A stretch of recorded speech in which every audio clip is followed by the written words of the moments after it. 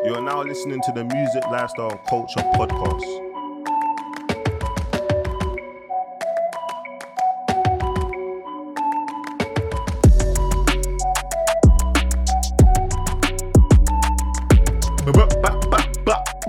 This guy, you know.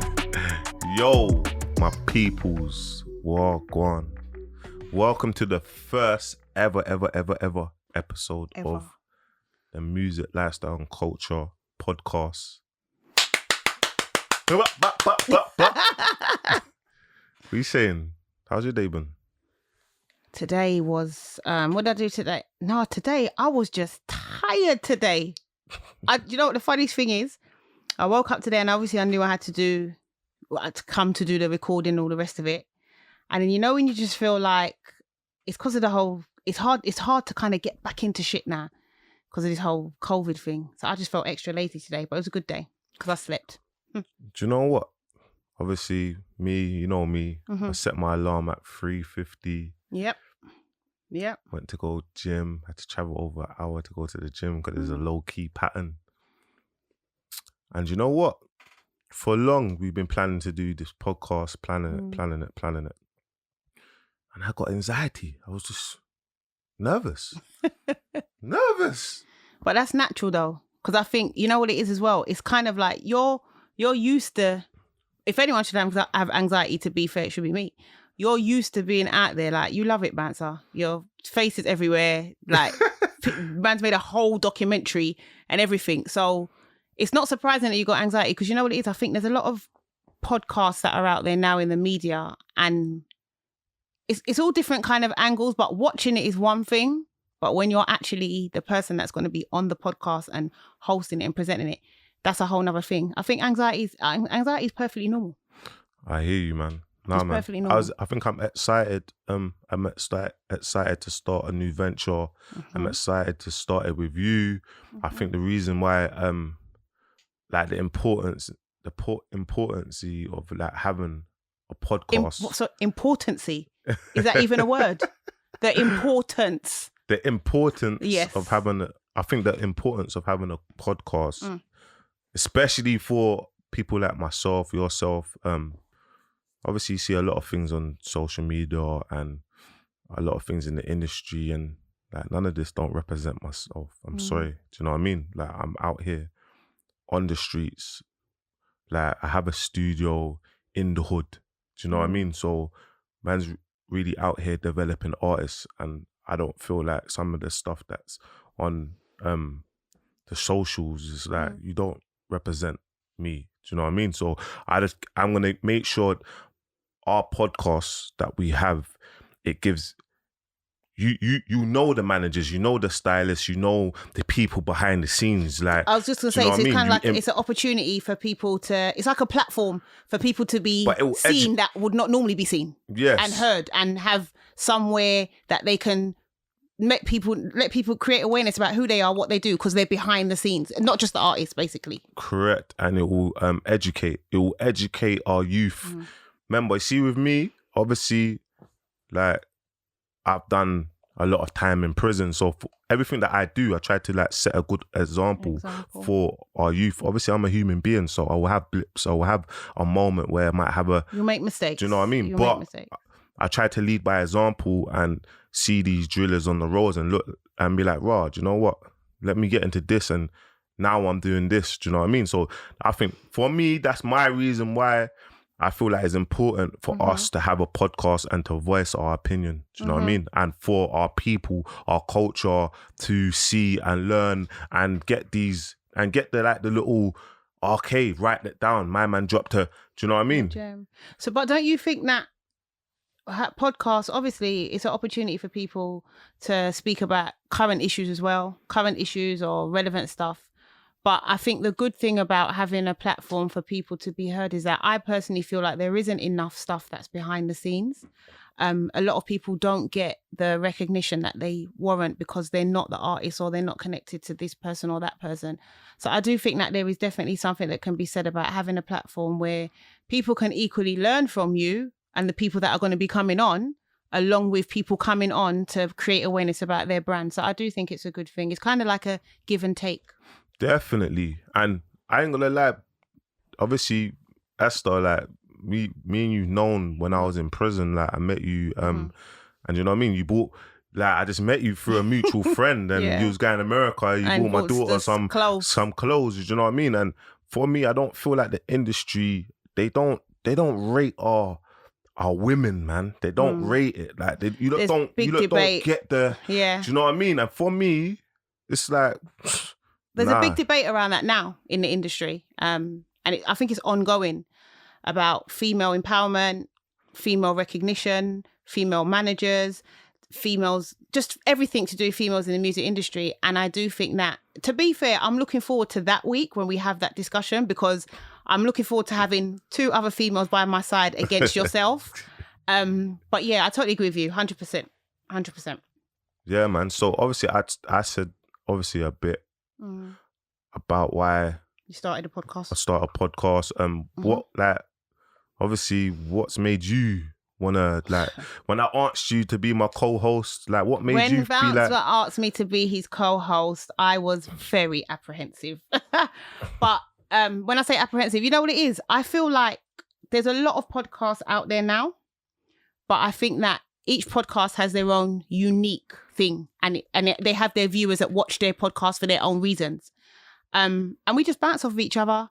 We just done the, you know, like the music industry course. Like, we work well together. And I think it's about having 2 people that can stay on the same page, but at the same time disagree with stuff and have different opinions. And I do find that despite everything, the journey that you've been on, you're quite an educated person. It's one thing sitting on a podcast, because I've been asked to do many podcasts, and it's people who know me will know I've declined so many, because I kind of feel like it's important to just make sure that you're in the right space to be able to receive, because being on a podcast comes with a lot. You're actually putting yourself out there for people to pass judgment or whatever the case may be. But I think that with yourself and this podcast, I just like the fact that when you said to me that it's going to be a platform for people that are not known to be able to speak about things, as well as people being educated about the different roles in the industry, as well as hearing stories, as well as banter, I just thought, you know what? I've got nothing to lose in giving it a go, really. No, 100. And before I even move on to, like, myself and what I do, I just want to shout out, like, 4 people, because obviously I don't know them personally like that. Obviously I've said hello to them, but I see that they do podcasts, and they're from the streets, and they've changed their life around. You get me? And I want to shout out Tricky. I want to shout out Tricky, definitely. Lippy. Yep. For the culture. I want to shout out Morgs. Yeah. And the No Behaviour podcast. You know what? Yeah. That podcast, that they couldn't have chose a better title, because you see those 2, I say it all the time, to worst person to put on a podcast. No Behaviour, but it's excellent. They vibe off of it. That is just, that podcast is just real. That is what you see is what you get with them too. And I want to shout out is it Fruit Punch Papa? So I want to shout, I know he's Morgs' co-host. Do you get me? Okay. So, and I know they're from the roads. So and they're doing a sick thing, innit? They're aspiring. They do you know what I mean? Like, they do proper stuff. So I'm not one of them people that just will come into, like, their world or whatever, and it's like, I don't show homage because I watch their stuff. You get me? They inspire, man. So yeah, man. Obviously, moving on to, like, what do you do, Esther? You get me? I want you to intro yourself. I didn't think we was going to do that part. You get me? I want you to intro yourself. Do you know what? To be fair, but no, because to be fair, guys, like, I'm just an ordinary girl. I work in the industry. You're a mad woman. I'm not a mad woman. I'm not mad. You know what it is? Bouncer will WhatsApp me these ideas. You know, like when he said that he goes gym like 4 a.m. I'll wake up in the morning at 8 o'clock. And I'll see a message at 3:59. I'm thinking, who does he think's awake at that time reading their WhatsApp? So we definitely 110%. I thought, when you asked me, I thought, all right, I'll go ahead with it. But I've worked in the industry for many years, like behind the scenes, one of the same people that you're talking about in terms of giving people a platform. I started in the industry, like, I can't remember how many years ago. With Face for Music, have to shout out Shams as always, because from the beginning she was the first person that said, you know what, Es, come and work with me many years ago. So always will thank her. I tell her all the time. And I just carried on working in the industry behind the scenes, doing a few events, etc. And then a couple of years ago started working with V Brown. Sick. So when you say started working with V Brown, like elaborate, like working management, what is it? What is it? Managing V Brand. So I met V at an event, and we just started working together. We kicked it off from there, and then I started looking at what she was doing, like what she was doing. She was doing what she was doing. She was like, "Oh, we'll work together." Then we partnered together, and we started working, and it worked out really well as her manager. And it was because I'm a female and she's a female. I think personally that plays a key part as well in what we've been able to do together and how far we've come on the journey. Because as two females, it's kind of like you're constantly on the same page in terms of, you know, what you're going through, the fact that females have to try a bit harder in the industry, that kind of stuff. 100%, man. So that helped it. So I've been managing her. And V Brown is sick. She's sick. V Brown is crazy. What is it? Fitzroy, who she does is just the best. But V Brown's really good, and she's an influencer, but V's one of those people, what you see is what you get. And I think the industry lacks some of that in parts. What the V Brown that you see on her Insta is the V Brown that you see in person. Yeah. And I think that for me is what made working with her something that I really wanted to do, because it was the realness and the connection that we had. So so I just work with V now, and I'm working in the industry, got my own little management company, No Limit Management, working with a few... what is it? No Limit Management. Hey, no limit. No limit. Working with a few mainly producers at the moment. Do you know what? That's another thing as well. There are so much producers out there, like young people that can make mad beats, but they just can't get the inroad because they don't know people or they don't know how to get into the industry. I know it's like that with anything, like there's singers out there or rappers, but there are really some undiscovered talented people out there. And that's what No Limit is about. I'm here to work with people who want to come through and don't know where to start and are not given a chance, if you understand what I mean. That's my motto. I want to help people to come up, because a lot of people get brought up because of who they know in terms of in the industry sometimes. Definitely, man. Definitely. Okay, so Bouncer, tell us a bit about you now. We spoke about me. Tell us about you. Tell the people who you are. So, a little bit about myself. I'm a music manager. Mm-hmm.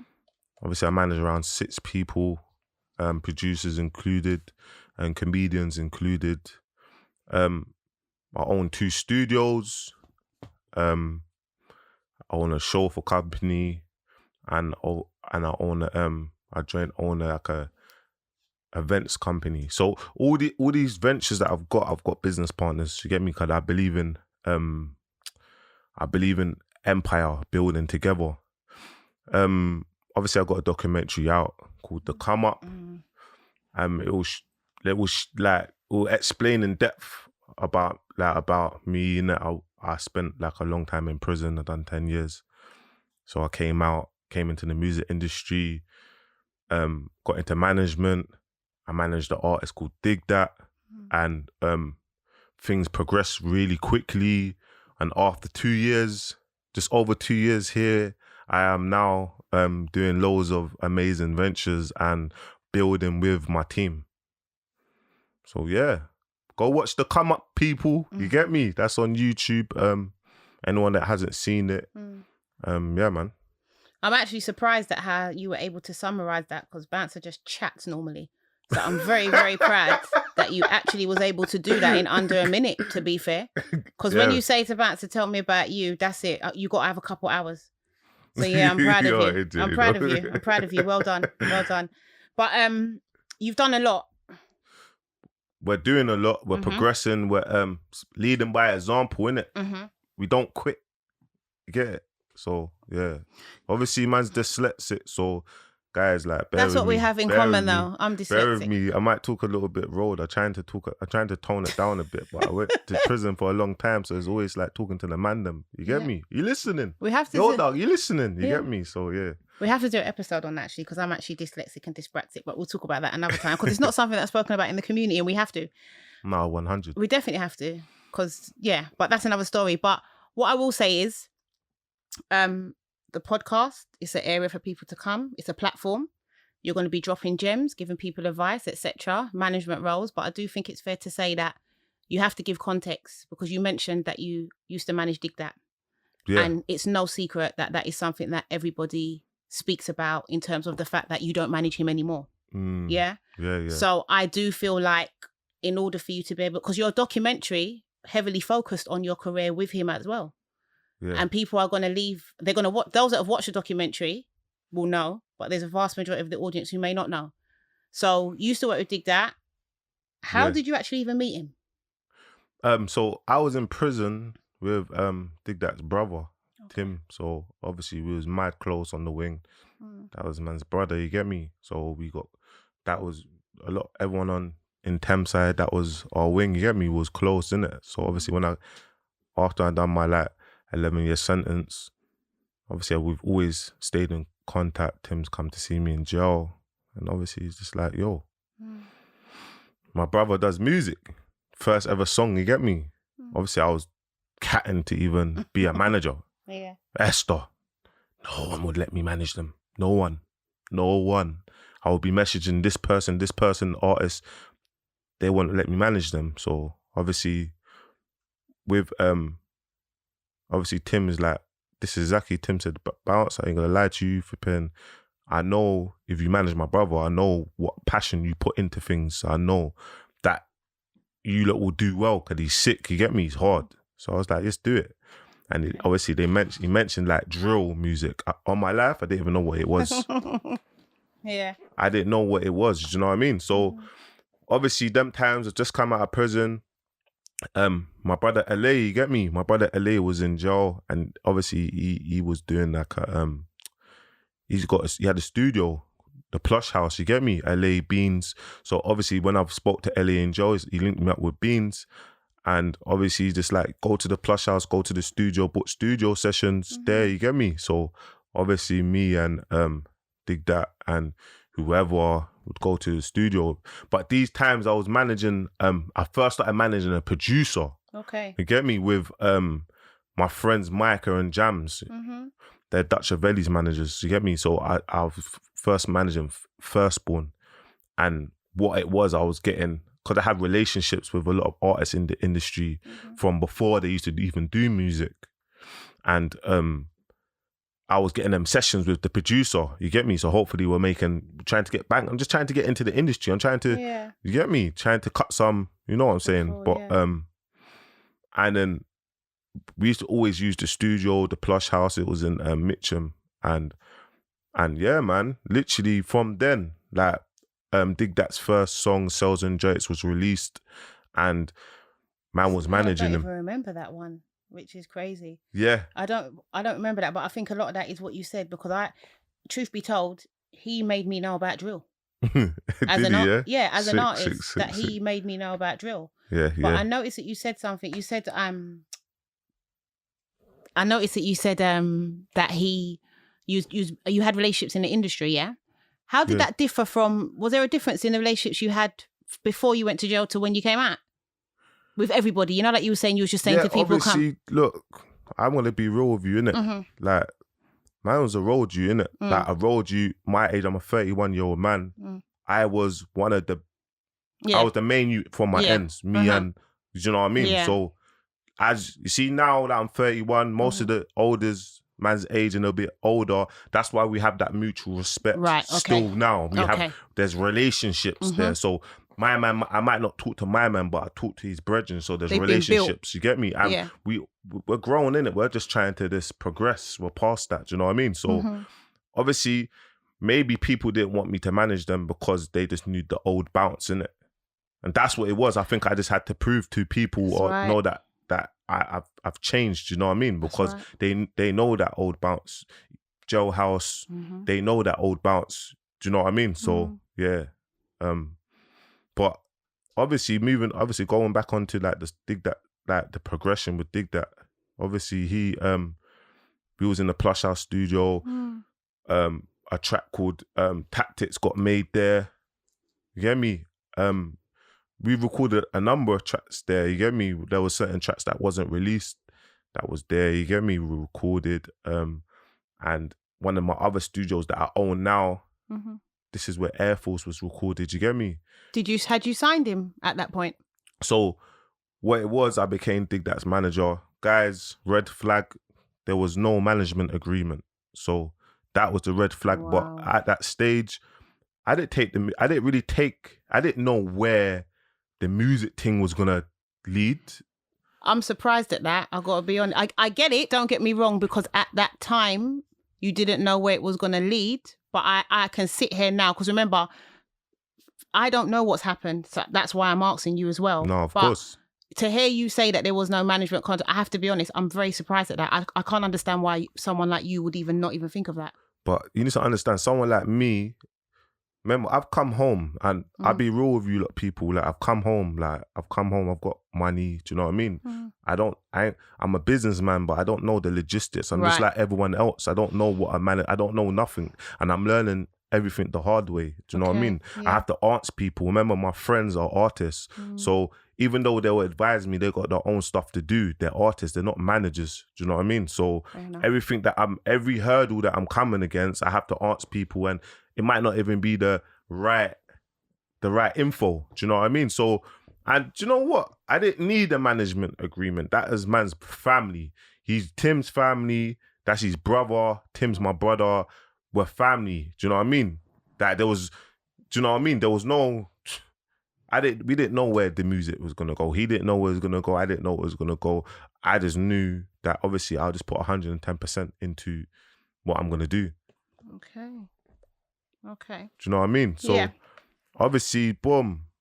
Obviously, we've recorded Air Force and we recorded another track called 8 Style. And when DigDat's recorded Air Force now, I knew Air Force was a hit. I knew the song was a hit. It was huge. Do you know what I mean? It was massive. Obviously, DigDat didn't understand because he wanted just to release it. And I'm like, nah, just release 8 Style just as an audio. You get me? Release 8 Style as an audio, got it mixed and mastered, released it. And there was no video, you get me? And it was just like, just to keep the consistency, because we dropped Souls and Joints, his first song. Obviously, we're trying to get that 100K views. And that time before, obviously now the industry is like, everyone's doing music more. But at that time, it's like, you get 100K views on any channel, you can get your premiere on GRM. Okay. Do you know what I mean? So obviously, that's happened and we've dropped 8 Style. So 8 Style's just streaming. People know he's got a new song out. But in that time, remember, I was kind of managing a DJ called Joss Wavy, you get me? But she kind of had management, but we was working. And I remember this like yesterday. Joss Wavy posted Cells and Joints on her Insta. And I remember Heady One was following her, you get me? Heady One heard the song and reached out to DigDat. You get me? So, and obviously DigDat and Joss Wavy's met through me. Do you know what I mean? So from that, we're forming something. Yeah. You're building, you're connecting the dots. 100%. Okay. So obviously that's Heady's reached out to him, studio, get you on my next project. And then we've gone to the studio.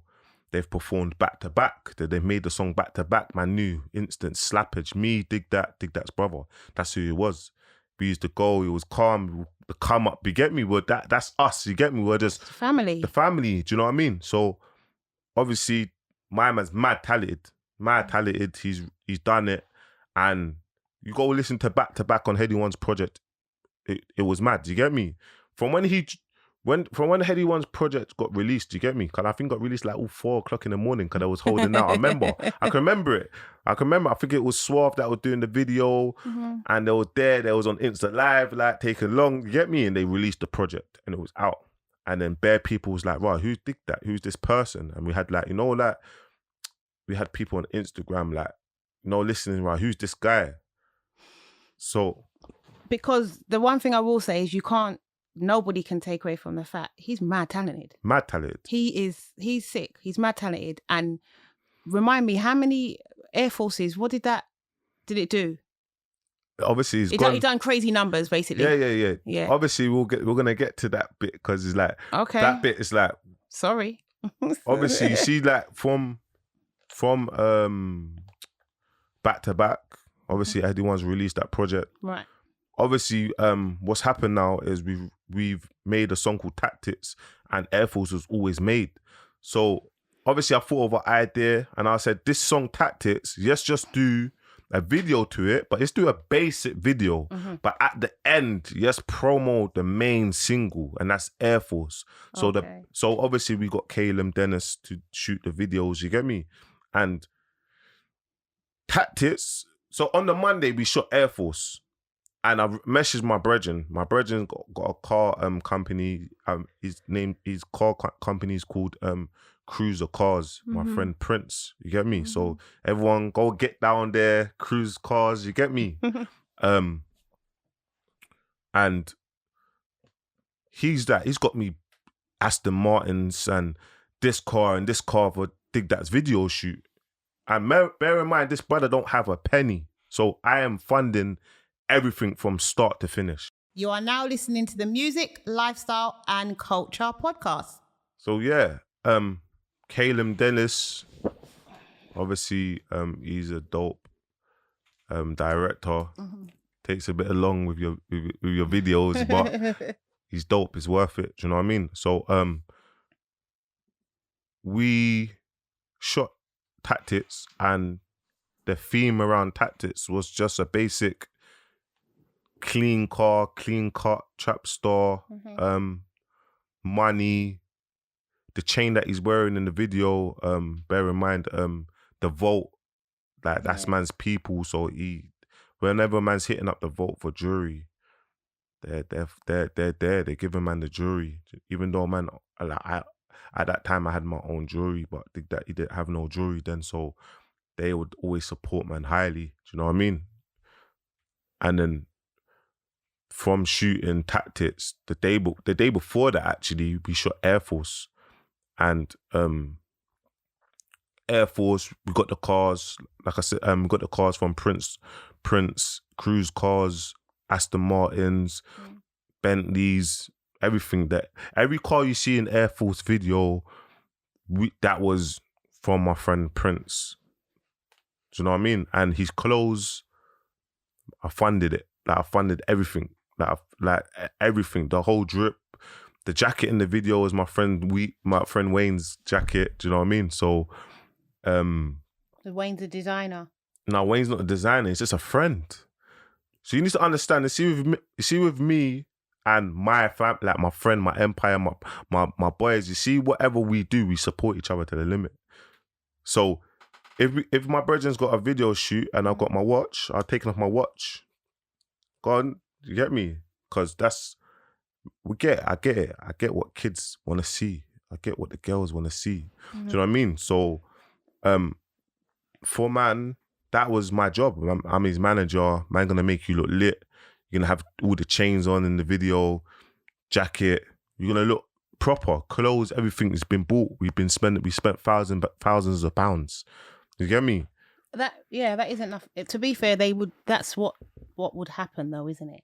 It's not what would happen. Wouldn't labels like some? I guess we're not a label. Yeah. So okay. Yeah. No. Ignore me. Yeah. We're not a label. Do you know what I mean? We're not a label.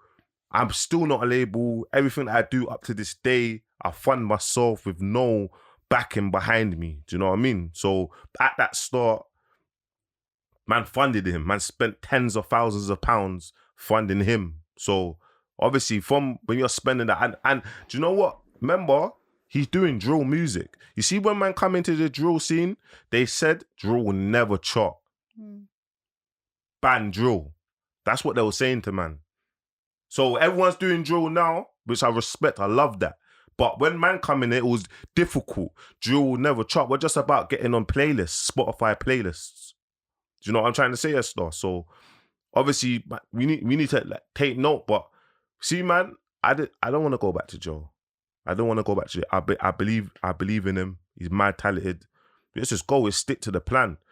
Because when we were dropping music, we were going into them labels and we was having them meetings. I promise you. And they were telling man, yeah, put choruses on and do this and drill would never chart. Like that. There's podcasts. There's go back, check the history. They'll say drill will never chart people's like art. Do you know what I mean? So where's man's charted now? Man's made history. The first drill artist to chart in the UK. Man made history. Do you know what I mean? So that was a moment. You see, I would forever bear in mind, look, when I started managing DigDat, he had 200 followers. 200. I had like 3, 4, 5,000 followers.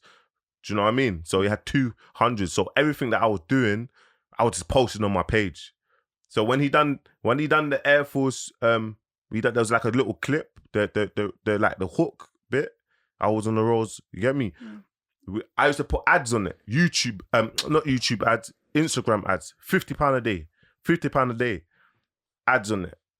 And people would just get engaged. So what was happening, I remember Young'un, it was like, when's that tune coming out? It's mad catchy. It's a banger. When's that tune coming out? Do you know what I mean? And we released Tactics. And Tactics, we released it. And the aim for Tactics was to get like 300,000 to 500,000 followers. And then we're going to release Air Force, the official video. You get me? Because we put the trailer at the end of Tactics. That was man's marketing method. So that's happened now. And it's doing it. Tactics is doing its thing. I think it got like 50K views in a day. Man sending it around, posting it, paying for the Instagram ads, putting it on Snapchat. These times, man, Snapchat's not really popping, but we're just going. And do you know what? People are looking at me and they're just being like, they're just looking at me and laughing secretly. Like, this guy, like, they're not believing in man's thing. I was one of them. You get me? Do you know what I mean? Yeah. There wasn't believing in man's thing. What's my man doing? Like, he just posted. Because I didn't know you as a manager, so yeah. Do you know what I mean? So, and obviously for me, I was just cracking on with it, messaging people. No one don't want to help me. Obviously, I've got my friends. So, like, going back to the Young'un saying the tune's hard. You get me? The Air Force song, because we're ready to release it. So I'm like to Young'un, can you send me a clip on your, just a video just saying the Air Force song's hard? And I'm like to Cadet, R.I.P. my brother, I love you. You get me? And I'm saying, Cadet, can you send me a clip? Can you send me a clip? Like, and they sent them videos. My man's posted them on his Insta. Like, oh, you heard Air Force. That song's hard. So it's another marketing method. You get me? I've got pound coins. A man's putting the chorus of Air Force on the pound coins and doing ads. But it's a marketing method. Yeah. But bear in mind, you need to understand. You see, when Air Force was happening, Hommit and B, Unknown T dropped a banger. The whole scene shook. Man had everyone. People commenting at Twitter, crept, this person, everyone. He did. He definitely did. Do you know what I mean? So bear in mind, that is a drill song. So that rubbed out Air Force, you know? Like, the hype of that rubbed out Air Force. Because you need to understand, Hommit and B got released on the Thursday, yeah? And it got like, I think it got over like 120K views in a day. And Air Force got released on the Sunday. The Sunday, Esta. And it got more views in the day than Hommit and B. You can check the history. You can check it. Do you know what I mean? But all the labels was talking to the labels, and the labels was Hommit and B Collective, was going. Yeah.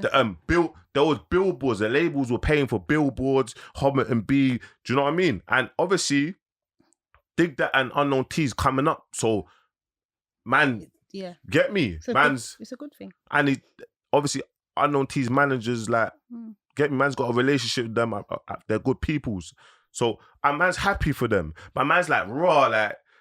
The labels in the situation is a bidding war for Unknown T. You get me? And no one's not giving man no, you get me? Obviously, man's got a drill track. They're still not really rating it, but Unknown T, they're rating. Do you know what I mean? The Hommit and B, they're rating. And it is a banger. Do you know what I mean? So, obviously, I couldn't even get the song on playlist to the point that in a month, remember, this song was doing over 100,000 views every day for like 3 months.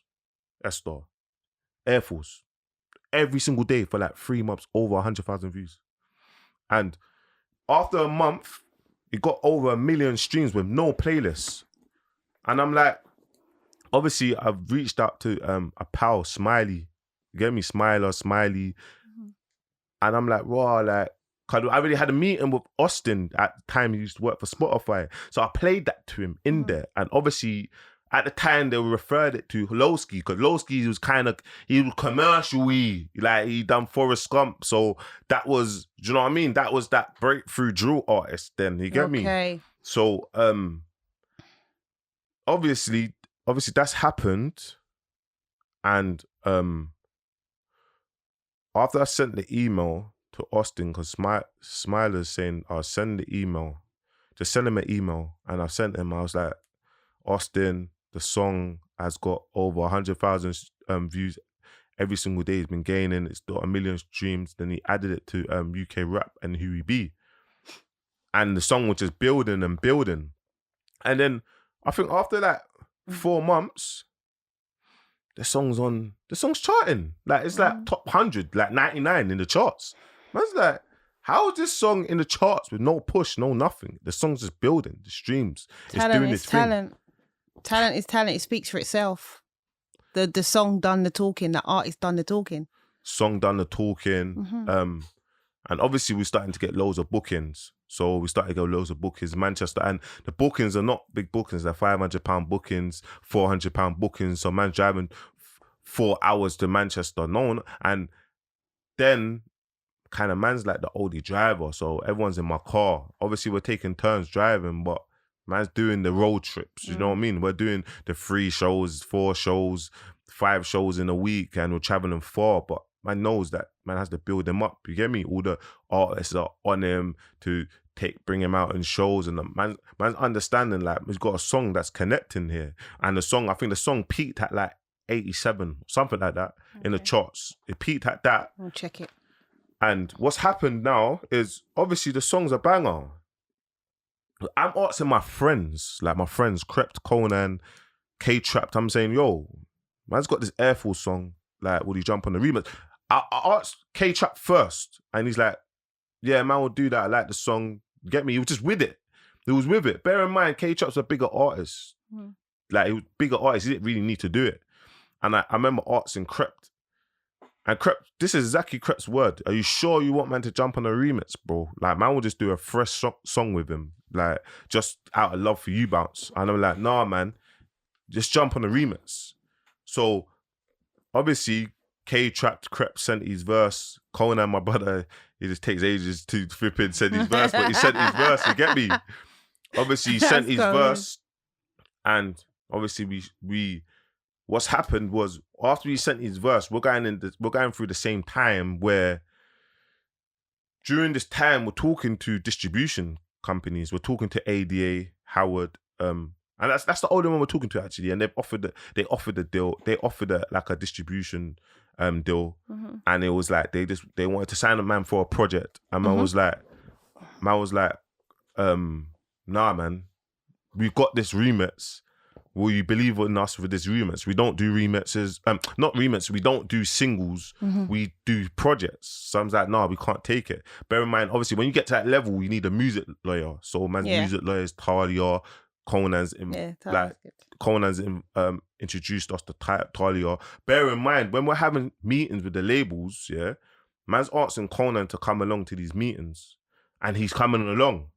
He don't need to. You see, when you have an artist like that, in the game, coming to the meetings, it adds value to the do you know what I mean, to the artist, because in their head, you see A&R's head, there's my man will do a song with my man, and we got a big record. Automatically they think, right, Conan and Crept do a song with DigDat, we've got a big record, and he's showing support out of love for me.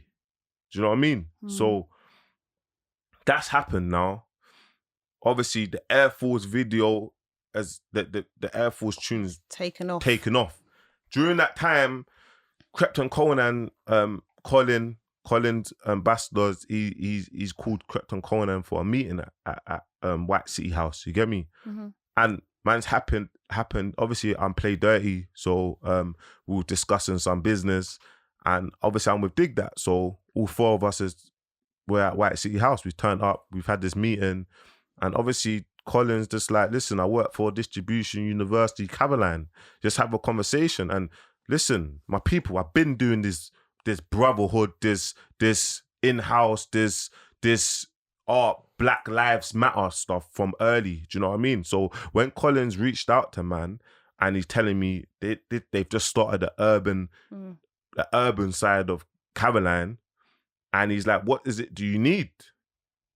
And I'm like, just fund the video. Fund the video, give man some marketing to market their remix, and we'll go from there. What he done, he funded the video, gave man the marketing. You get me? I met the team, they're amazing. That team, Carolina, I like to big them up. Colin, amazing. Do you know what I mean? And from then, we've delivered it. We've delivered it. Sean, the engineers, mixed the song. Critical's done the artwork. So Critical's man's people. He done all of DigDat's artwork from that date. These time the Critical's done Chris Brown's artwork. He's done all the big. He's that go-to guy, and his artwork's sick. He's done a lot. He's done a lot. I learned that the other day. Yeah, he's done a lot. From then, we've done the deal with Colin, 2-3 year Air Force, Caroline, Universal, distribute it. I got to meet the Caroline team, Ali, Dom, do you know what I mean? And like those Keith, there was loads of, if I missed anyone's name out, I'm sorry, but they are amazing. That team's amazing. And I worked alongside them. And you see with me where I'm very like the people's people, innit? So I've got relationships with people. So when you're seeing Michael Dapper, this person putting it up on their story, it's out of love for myself. Like, it's me. Obviously, DigDat don't know these people. So it's myself that's adding to it. Bear in mind, obviously, the idea that man's had, at the time, I'm Just Bait's page was shut down. So obviously, I hit up Young King's promo page. I think they had like 1 million or 1.5 million followers then. And man's like, would you do the promo? I'm like, get everyone just to tag promo vid. It's gonna be on Young King, so it will just, all the traffic will go there, innit? So it will die. Do you know what I mean? So it will just be, so when it's out, it connects. And that was man's marketing method. So when man's done that now, man's done that. And obviously the day that it's been released, it's done the madness. I think at that time, it done the most views. We got it to the most views, like 650,000 views over that in a day. At that time, do you know what I mean? Yeah. And it was amazing.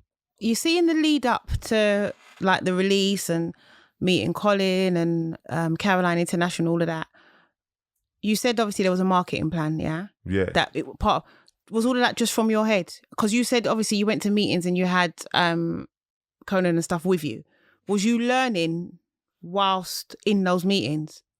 Or how did you, because you got yourself from a place where you said at the beginning, remember when I said to you, I'm surprised there was no contract. You got yourself from that place to getting distribution and stuff, but was you learning in that time?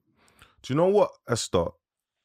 I wasn't learning like the template of music management. I'm just creative, innit? And I would just, everything that happened, like with that track, that was from me, innit? And you was going with the flow. And I was just going with the flow, innit? I was reaching out to this person, and it was on me, do you know what I mean? And I was sending it around and getting people to support it.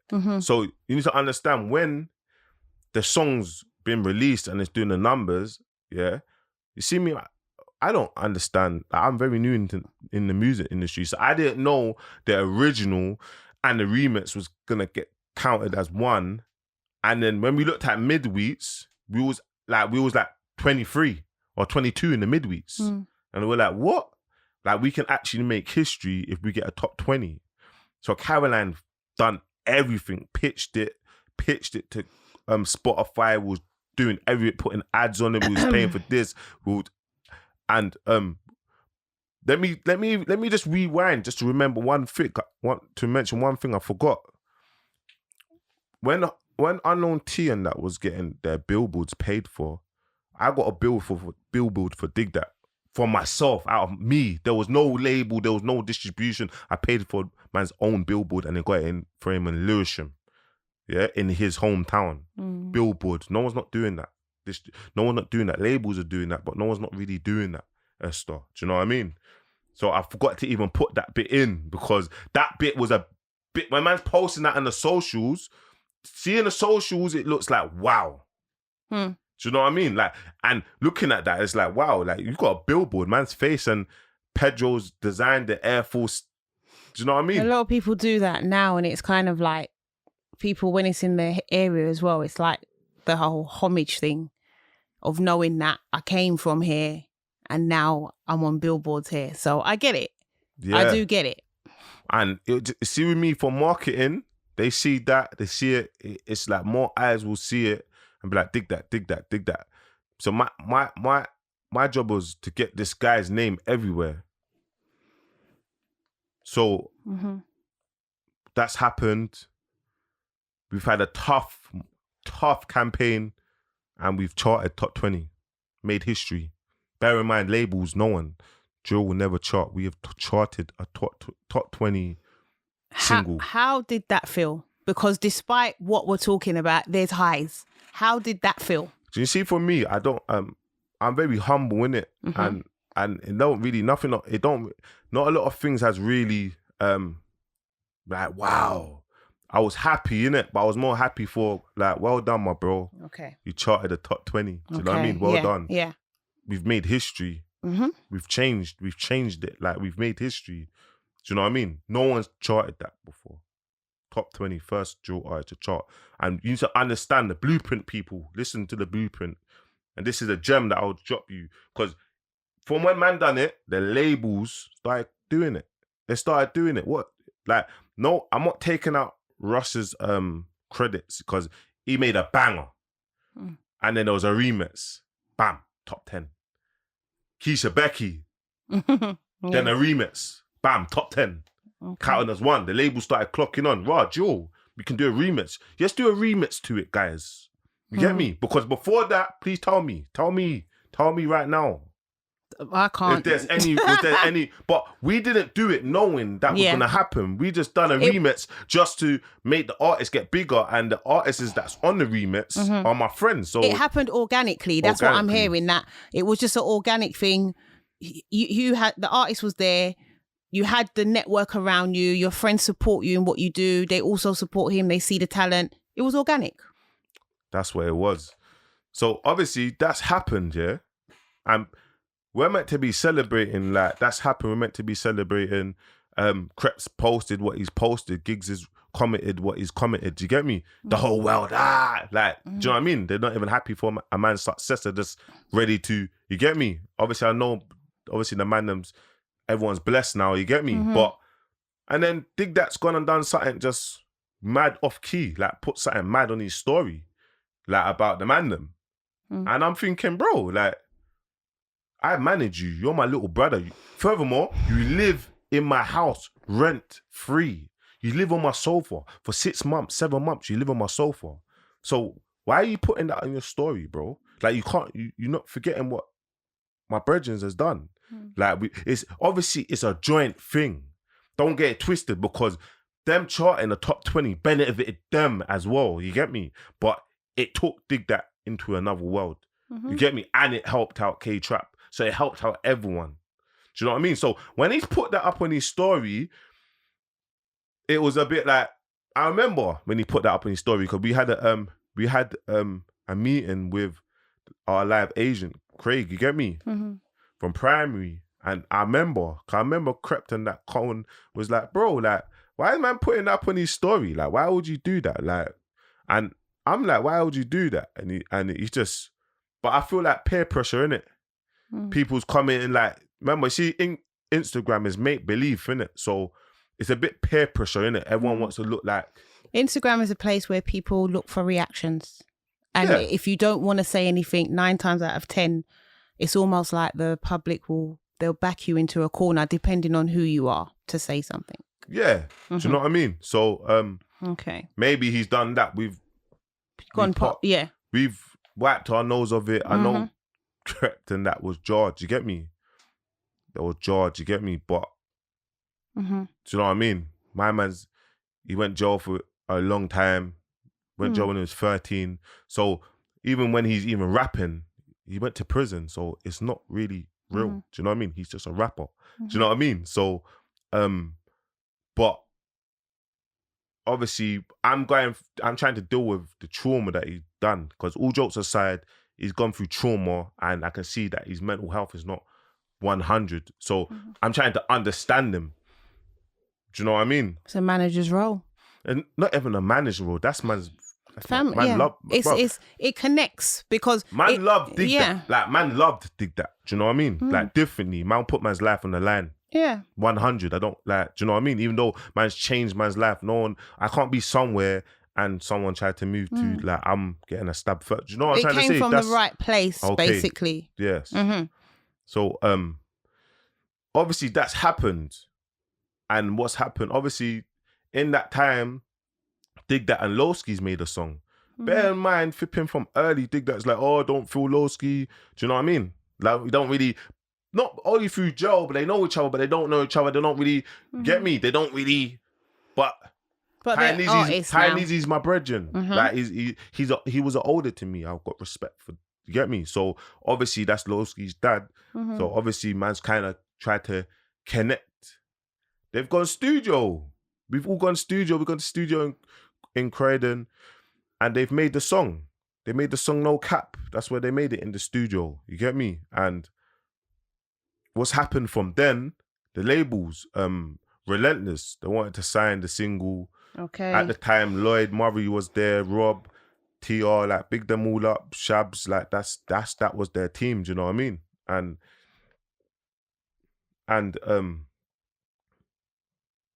I tell you from now, ask Lloyd Murray, he can vouch for me.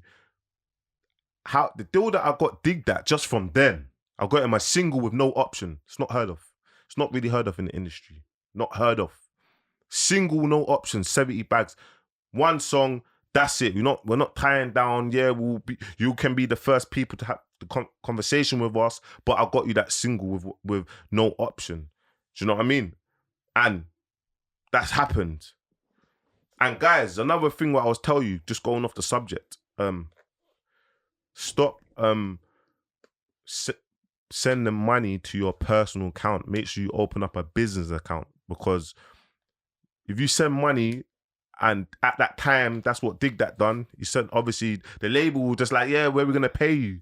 And it got paid into his personal account. So getting paid 70 grand into your personal account, they take like 30%, or they take a high percentage, because it's not it getting paid into your business account, your rates are lower. Getting paid into your personal account is higher. Do you know what I mean? And obviously, man, I'm learning this after, but no one's not telling us this, because obviously at the time, I'm telling you, we didn't even know how serious that the music thing was gonna get. So anyway, we signed that deal, £70,000, no option. Done the song No Cap, in and out. Do you know what I mean? So we've done that song in and out, and in that time, we're recording music. He's recording his project. Labels are interested in him. Do you know what I mean? He like we done the song with Kenny All-Star. The growth is getting higher. The growth's getting higher. We're getting more shows. The reach. And we're going on tours. We went into a joint tour with Lowski. Hardy Caprio's brought him out. Do you know what I mean? These times there, Krypton Conan's doing the big boy Alex Law, the Palace. 10,000 cap. And who did they bring out? DigDat.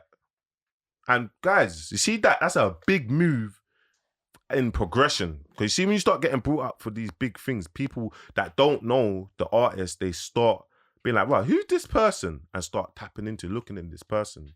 This is how you start. This is what Americans do. Some Americans, that's how they market themselves. They look at Roddy Ricch and Post Malone. Post Malone, when Roddy Ricch came on Post Malone's tour, and look how big he is now. But this is a method, but not a lot of people knew Roddy Ricch then. Do you know what I mean? So this is just a way of what they do, innit? So DigDat was getting K-Trap. K-Trap bought out DigDat. So we was going through the shows, we was going through the tours, Heady One's tours. DigDat was a part of, and man would be doing the driving, or we'll be swapping around driving. I'll be doing the late night studio sessions, and that's what managers do, innit? Like I was putting 110%. Literally, when it come to making the music, getting the artwork done, and putting it on like the distribution pages, I had to holler at my brethren Beans, and I was like, how do you do that? I'm dyslexic. So at that time, I didn't even know how to even upload Bouncer Esta. I didn't even know how to upload it. I used to hit up Beans, go to his house and upload it, put the date in, and then, do you know what I mean? So I was putting 110%, and you need to understand, remember, a lot of my friends, they're in the music industry. So when I'm hitting up Young and I'm hitting up this person and that, and I'm asking them to put up DigDat on their story, they're doing it. They don't know my man, but they're doing it. Do you know what I mean? They're just doing it. Cadet doing it. They're all doing it. So for man, that was the support that man got, and the way how he was positioned was dope. It was dope. And then moving on to Hardy reaching out to man, he's sending us the song, Gluten Tug, that song. And we recorded it at the Play Dirty studio. And I remember when DigDat recorded it. And when I heard the beat was a banger. I remember when he recorded it. And in my head, I'm like, this is going to be your biggest song. It's going to be one of your biggest songs. It's going to be your biggest song. The song was a banger. And he didn't believe in it. Because obviously he's a drill artist. So coming out of his comfort zone, it was a bit like, oh, I don't know. And for 3 months, every week, I begged him, bro, drop that song. I'm having madnesses with the labels and Hardy and them, these lot are ringing, man, like, and I'm just like, bro, like, making excuses, but he didn't want to release a song because it was out of his comfort zone. But in his defense, though, that's natural for artists. No, it is. Because at the end of the day, just because management, 100 people could, it's a different acronym, but it's like someone could say to a girl, 100 people could say, you know, that looks good, or whatever the case may be. Someone might say to you, no, get that car. You go with your gut. So 100%. That in his defense, for him to not believe, that's not unusual. I know. That's artists for you, innit? They don't. And I ain't gonna lie, I'm very fortunate. I was very lucky because he did, like, apart from that, he did trust me on a lot of the ways, like, just do it this way. But my man, he was a sick editor. You know what I mean? He was sick at editing the way how his videos look. He was sick at it. So, and anyway, we've had the Hardy Caprio song. And the only reason why I feel like we've had this song, because obviously this is the times when Russ has come through, Gunlean, and it's just another drill artist. They don't really chat, you get me? And I'm like, bro, you letting my man just come and just take over your thing. Like, what's going on? So we have mad arguments. We're having mad arguments. But that's what family do. That's what, at that time, man, looking at it, man, as family, that's what we do. My man has mad arguments with his brother. Do you know what I mean? And this is what happens. So this is happening in the house. No one don't really see it out there because we don't. You get me? Yeah. This is but that's natural. Standard. That's a standard thing in any agreement. Artists, managers, family, that's natural. In-house is in-house. No one needs to know what's going on in between you lot. No, 100%. So obviously he's done the song, I remember a story. I remember he was in the music video. So he's gone there, me, him, and one brother from my area called Shankar. And we've done the we're there. Man, I'm looking at Hardy and I'm looking at all these lot. I'm like, why do you look so high? Like, why is your eyes closed? And they don't, you know what, I'm just talking to them and they just look out of this world. So anyway, I'm in their big mansion and that. And then some guy was like, oh, do you want some edibles? And I'm just like, what is edibles? But me, I'm a fat shit, you get me? So he's like, cookies. It was cookies, you get me? I was like, well, I will have a cookie. I ate a whole cookie. And I was like, oh, when is these edibles gonna kick in? I promise you. He said that in an hour. And it did kick in. An hour later, I was like, this is dead. I promise you, 2 hours later, I was hallucinating. That's not hallucinating. Hallucinating, talking shit. Yeah, the message here, kids, say no to drugs. Carry on as you were, Bats. No, as 100. I say no to it. Say no. That was the worst. That was the worst experience of my life. I was in my bed. I was in my bed for like 3 days. But I ain't gonna let that shoot was sick. So anyway, we released the song, and obviously the song's connected. It's a banger. Obviously, you know, campaign for the week. We're trying to get high chart position, and during the high chart position, we're all thinking of ways to how to grow the song. And you know me, I've got obviously Little Man. I manage Little Man, and we've done like a sick promo vid. If you go look on Little Man's page, you will hear the song in the background, and that's just part of just like how to enhance the song. Little Man's got a big following. Do you know what I mean? So it's just like that's just methods of way to make your song a bit bigger. And obviously we've charted top 18. So we've got another. So we've got 20 with Air Force. Now we've got 18 with Gluten Tug, and that was amazing. And it was in the charts. It was in like the top 30 for like weeks. It went back to like 20, and it went back to 18, and then it was in the tops. I think it was in like the top 40 in Europe. Do you know what I mean? And the song was doing a madness, and it's his biggest song now. So from that song now, that took DigDat to another world, because he wasn't only, remember, you see in the music industry, you can get a banger, but it's hard to get a second banger. It's hard to get a number 2. It's hard to follow up. Because they would be like, oh, you dropped the banger, but can you do it again?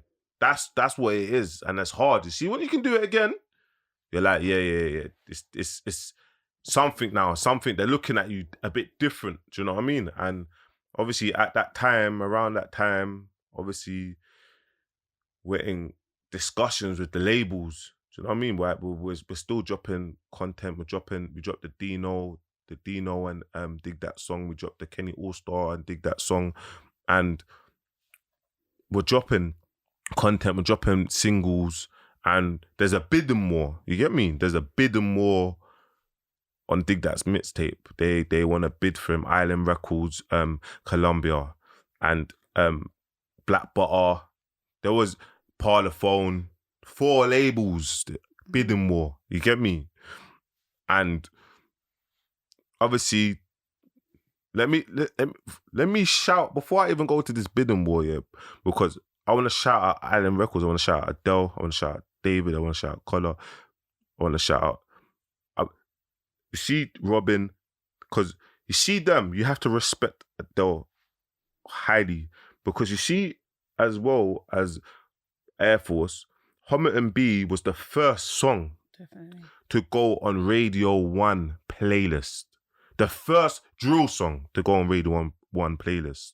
That was a mad move. Like, mad move. I'm not, like, people think that was a mad move for the culture. Do you know what I mean? Because we followed through behind them. Mm-hmm. Open the door. Hommit and B just went silver. A couple of weeks later, Air Force went silver. Do you know what I mean? So that was a mad move for the scene.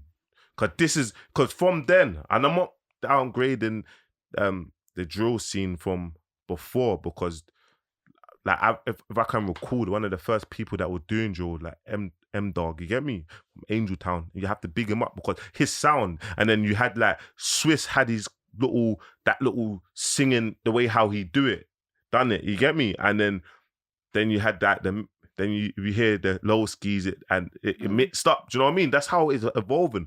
And obviously, but we just enhanced it. And that, remember, that happened in August 2018. We're in 2020 now, and drill is popping. It's like, if you don't do drill or you're not top, if you don't do drill or you're not a top tier artist, you're struggling. You're struggling. You're struggling, Esta. Do you know what I mean? And obviously, going on to the bidding, going back to the conversation where now we're at we've got 4 labels bidding for DigDat. And you see, for me, I am there. You see, when it comes to deals, I am one of the best. I'm not like within myself. Like, I'm my own competition. Do you know what I mean? I'm not saying I'm better than this person, but I know I'm not one. You see me, I'm not anti-labels, but I am anti-labels because I'm just like, cool, you want to sign man's artist, you need to pay money to sign man's artist. Do you know what I mean? And the deal that I got him from going back to forth, going back and forth with all the labels, the first mixtape, £300,000 with 50K on top for him to live in a mansion. And the plan was, this was the plan. I said to him, because first it was like 300K. I'm like, nah, man. Went to Talia.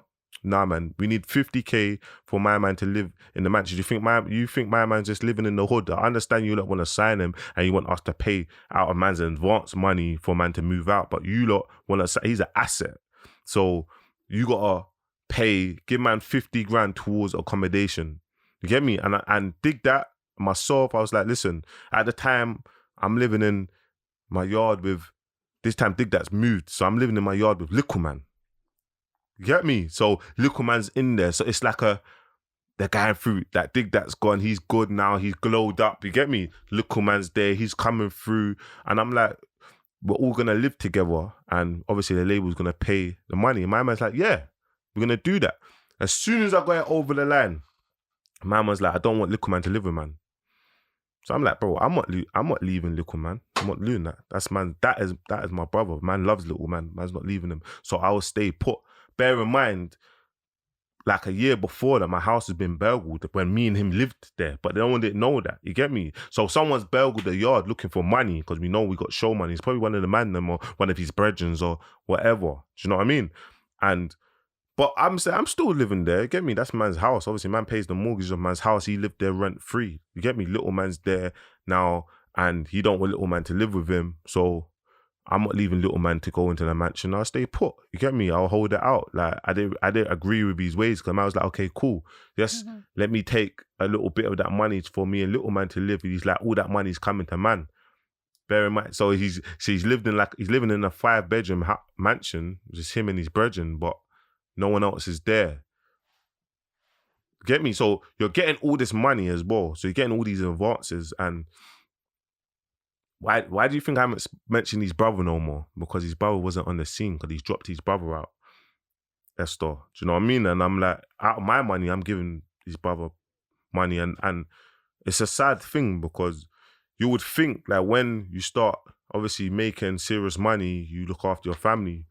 But I don't know, innit? Obviously, maybe whether he went to prison so young, obviously, I don't know. I just don't know. I don't know. You get me? Yeah. I don't know. Obviously, brothers don't get on, innit? But it was deep, you get me? His brother wasn't there. His brothers come out the scene. He will come for like a week and then they will argue and it will go for 2 months. You get me? And that kind of affected mine and his brother's relationship. These time that man was mad close. His brother's got a key to my house. You look like when you live far, when you come to my house, you know you got a key. You can just stay here, or do you know what I mean? If I'm not in, you're there. At least you got a key to the ends to my yard. You get me? So obviously, I'm like to my lawyer. Oh, man wants this. Take this out the contract. Put this in the contract, and it's bare little detailed stuff. But basically, the contract was for just under £1 million. One was 300 bags and the other tape was for 550. And obviously the recording budget was separate. You get me? So the recording budget was separate. Features, all of that was separate. So it was just under £1 million for a year. And I made sure, because you see with artists, they're happy to sign, but they don't go in the blueprint. So between this time and this time, this project needs to be dropped. And then after this time, then this project needs to be dropped. And then we're out the door to renegotiate. Do you know what I mean? So, and that was how that's how I gauged it. And my game plan with him was like, do this project that he done because it's a raw project. And see with DigDat, he finds it hard. He don't know how to make a song. He's just amazing of making like rap it, like spit like bars. But if you listen to 8 Mile, there's no songs in it apart from New Dior because it's got young ads doing the hook. But apart from that, there's no songs because he don't know how to do it. So and I knew his weaknesses and his strengths. So I knew get balance. If I'm gonna get Young T and Bugsy on the hook, get DigDat on the bars, it will slap. Do you know what I mean? I know my artists. The combinations. I know my artists. So anyway, we're going through this. We're going through the we're going through the deal. So we've obviously Island Records took man cinema, food, mad presentation. It was dope. You get me? And flipping and Colombia's took a man Hakkasan. Do you get me? This is what these labels are doing. They take a man Hakkasan and this is what they're doing. You get me? Having a conversation over lunch. You get me? I know the deal. You get me? For me, it's just about who's paying the biggest bag.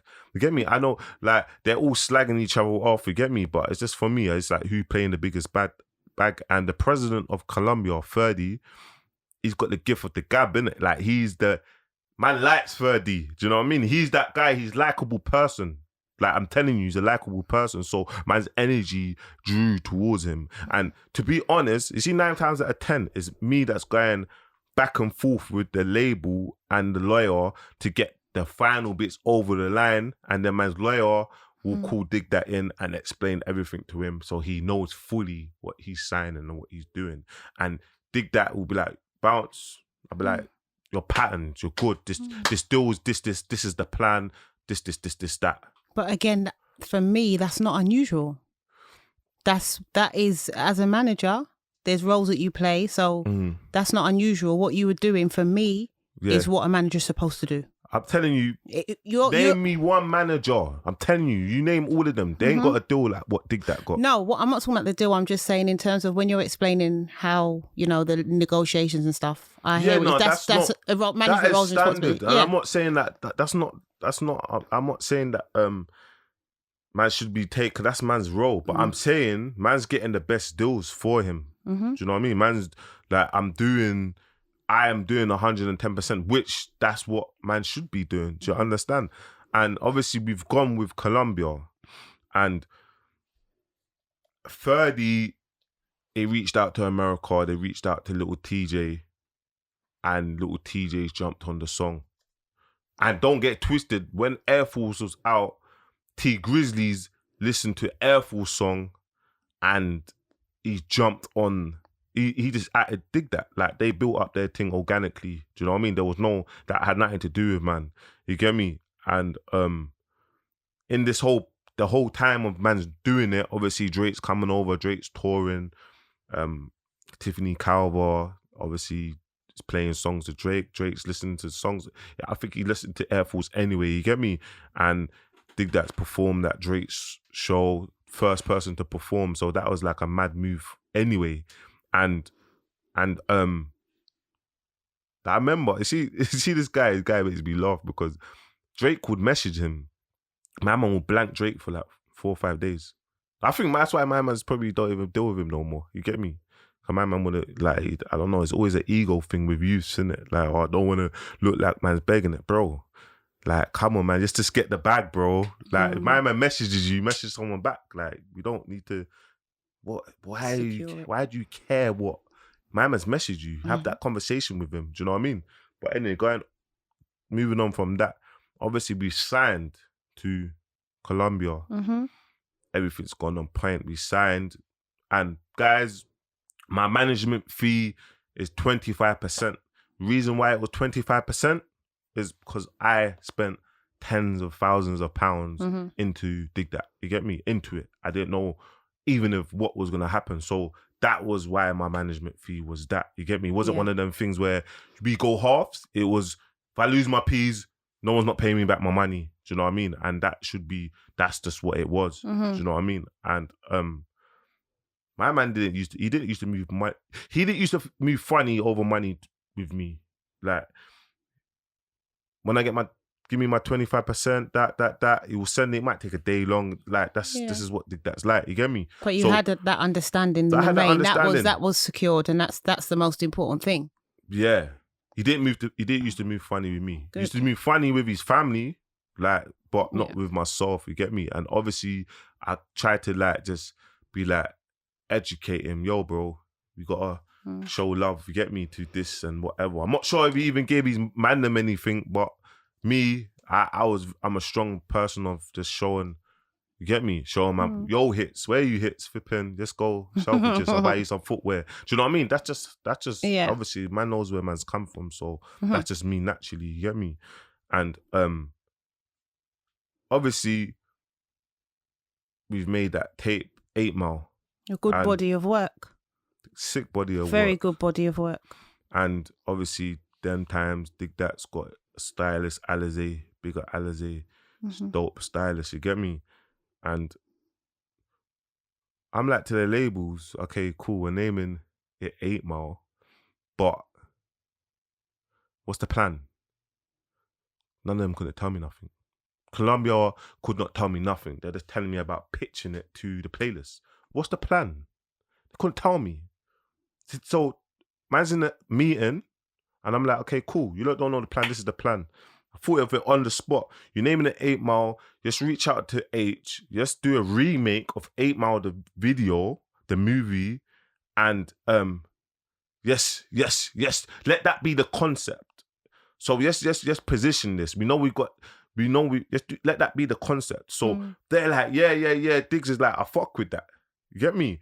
And I've reached out to Adets, and at time Adets didn't really feel it. H's manager, he weren't really feeling it. But I'm like, yo, the man's reached out to H. H is feeling it. You get me? Diggs has reached out to H, and he's feeling it. You get me?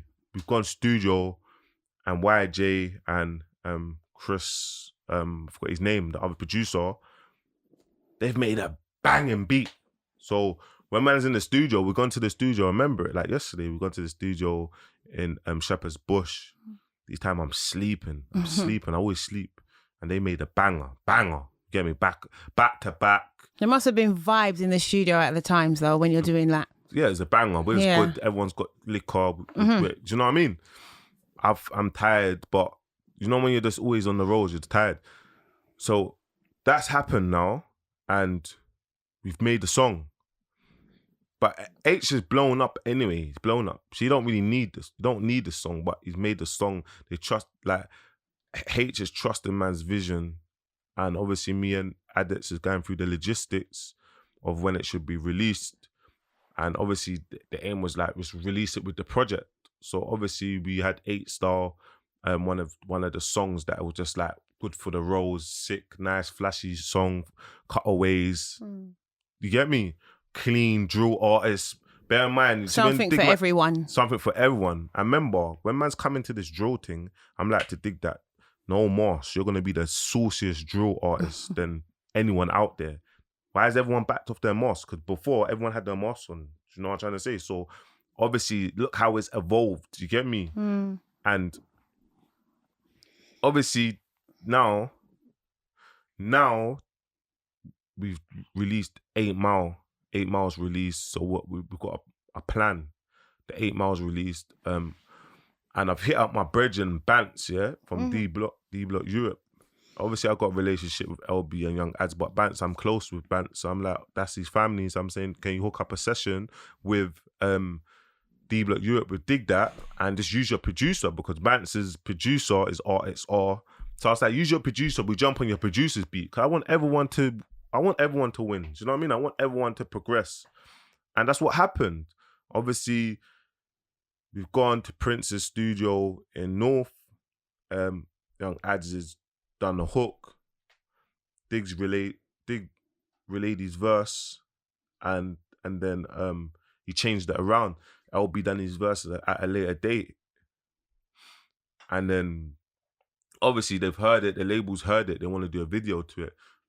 No, the label then D Block Europe's not rating the labels. You get me? You think you can't hit up Wes, their manager, like, and be like, yo, can we do a video? They're longing them off. It's man. I'm hitting up man. Like, I got a relationship with them. So they're, do you know what I mean? And they're proper peoples. They're proper peoples. They support. You get me? So they've done that.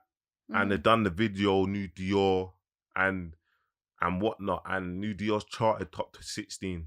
It went top 16, and that song's about to go silver. It was big. Well.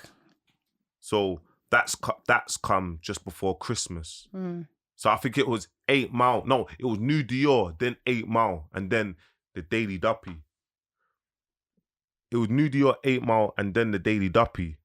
You get me? And then what happened was Virgil of White has invited us to Paris Fashion Week. And obviously R.I.P. Pop Smoke. We linked up with Pop Smoke. Yeah, then, you I get remember me? And we that. linked up with a few people. Yeah. And Paris Fashion Week was like, wow, opened up my eyes. I was just dressed I just had the Trap Store t-shirt. Mm-hmm. And everyone was dressed all weird. But people looking at me like, you're weird. you're just weird. Yeah. But it opened up my eyes and it inspired. But you felt like yourself because you was you. Yeah, of course. But then I thought, okay, I need to switch up a bit. Yeah. Yeah. So that's happened. But remember, we're on license. So probations let us fly. Me and DigDat were both on license. We have do you know what I mean? And they've approved us to fly together. Bear in mind, that's a risk. And so obviously that's happened. We're having a lit time for Paris Fashion Week, and we're flying back the next day because we had to do we meant to go to the LV walk and we had to fly back because of having to be back in time. Back in time. He's got his album party, his mixtape party launch. We had to go to do the Targo embargo, DJ Target. Bear in mind, I forgot this as well.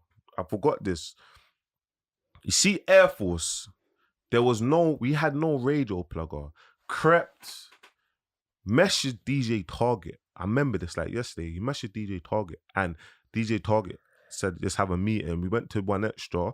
Me, Crept, and DJ Target had a meeting and he listened to it. And he said, I'm going to pitch this to get this on the playlist. You're now listening to the Music, Lifestyle, and Culture podcast. Yeah, so we've been added to the Radio One Extra C-list Air Force. And it's gone on to B-list, it's gone on to A-list, and it's gone into Radio 1.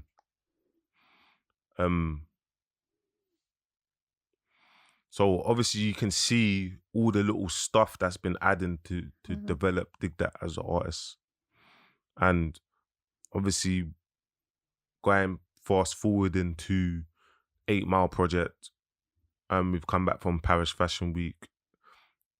And obviously little things like when you're looking on DigDat's page, and obviously everyone does it, so I'm not trying to like say that, man, do you get me? Man, just like this comments or everyone comment, do you know what I mean? This much comments, and DigDat, they've posted the trailer, and even down to the director, because Suave shot most of DigDat's videos, and because of the Hardy and DigDat song, a director called Wow Wow shot that, and I was like, I want Wow Wow to shoot the remake of 8 Mile.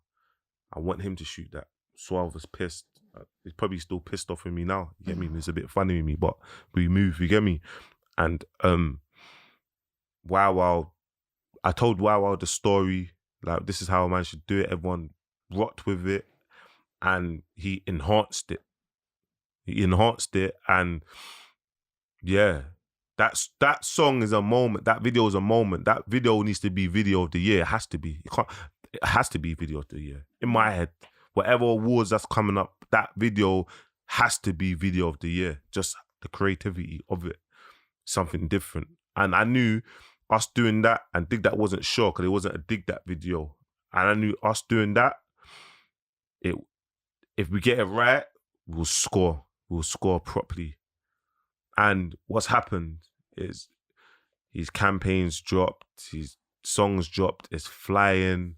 I think we got like 800 and something thousand views in a day, just under J Huss's Daily Duppy. I remember Arts GRM, and they were telling me. And yeah, campaign, Amazon, Alexis supported. This is what you're doing. That we had a meeting with Ryan and Austin at Apple at the time, and they're supporting us, and we're just touching base with everyone. And it's me, DigDat, and his brethren M, and we're going here, there, and everywhere. Do you know what I mean? As a team. And obviously campaigns happen. DigDat's charted, I can't remember, 13. I think he charted 13 on his mixtape, and we got our first top 10, charted number 9. I think it was number 9 on the single with H. First ever top 10. So bear in mind we had top 20 Air Force, 18 Gluten Tug, 16 New Dior, 9 8 Mile. It's all high ranking. All high rankings added the value to him. And when it come to the drill scene, even though some of the music that we were dropping before wasn't drill, and like when it come to his freestyles and that, we was in and out because that's how I want it. Like when drill goes, at least DigDat can make a song and he can survive in the industry and the career. Do you know what I mean? In the music career, because if the sound goes, look what happened to Afrobeat. Like the sound, it goes, it's drawing. Do you know what I mean? And you have Afrobeat artists and Afro swing artists doing drill, and it's not really connecting as much because obviously everyone just wants to listen to drill. You get me? So obviously the project he's charted and whatnot, and this time obviously Cadet's doing his project. R.I.P. my brother Cadet, and obviously Crept is A&R in the project. He's getting the right people in it. So I remember when I was in Paris and I'm like to DigDat, Crept sent me over a track. It's got Crept and Young Ads on, and he's like, and Crept saying, "Oh, can DigDat just do a verse for Cadet's track?" And you know what my man said to me? My man said it's forced. My man said it's forced. So my man said, bear in mind, my brother's passed away, and it's a request from his family, Cadet's family, and he said it's forced, and he didn't do the project. He didn't jump on it. And do you know what hurts me even more? Because the first ever person to bring DigDat out on a show was Cadet. The first ever one. Cadet, send me a video. Yo, have you seen DigDat? Have you heard Air Force? Cadet. And you're telling me it's forced. So, see, these things is like, this is where we're clashing now. Because I'm like, what do you mean it's forced? Yeah, it's forced. Young Ads jumped on it. Everyone's jumping on it. Why would you not jump on it? Hold on. Cadet brought you out ever. But this is before Air Force. It's when you was performing sales and joints. I got it on my phone. I looked at it the other day. 2 years memory come up on my phone, and it came up on my Snapchat. Pissed me off. I saw it. I was pissed off. That pissed me off because I'm like, my brother's died, yeah, and his family's requested it. So that's how you know Cadets must have been talking to his dad, his mom, like, my man's cold, his sister. So then I know my man wanted, and he said it's forced. So anyway, cool. We've argued about it. We've moved on, whatever. Cool. Bear in mind, you need to what labels. This is what labels do as well, yeah? They will sort out your recording budget, yeah, separately. But they want you to go over your recording budget. They want you. So they've got you. So as soon as you go over your recording budget, because what happened was, they tried to say that man went over man's recording budget like 50 grand. And I was like, what are you talking about? No. And when we broke it down, H's features fee was 30 grand. D-Block Europe took 10. And studio time, I'm saying you're booking all this studio time, but man's not approving it. Man's approving the feature fees, but the president's saying, don't worry, man will take it out of man's thing, don't worry about it. But I clocked onto it, I got it, because the president was like, Ferdy was like, I want to sign you for another project. So that was a little scare tactic for him to stay. So what's happened is we've got it down to like £13,000 over his like £13,000. And with record deals, people, you get paid 50% advance, more likely on signature, and then you get the other 50%. So I think we got the second 50% of the advance. It was like £13, like So obviously we took our percentage and then that's happened. Yeah, so the labels want you to go over your recording budget. And with labels, remember, see when you're negotiating deals, the label lawyer liaises with the artist lawyer. So since DigDat, obviously he's parted ways, he's left Talia, our lawyer, and he's gone with another lawyer. But I don't know if he knows this, and this is to educate, because obviously one of the artists that I manage now, he had this problem, and obviously it kind of didn't work out good for him. And with labels, the labels are helping DigDat, and they're all batting for DigDat right now. He's streaming well, he's streaming amazing. And at the moment, me and DigDat's obviously the song Air Force. Obviously, the beat, because I was funding everything, the beat, I bought the studio sessions, I paid for.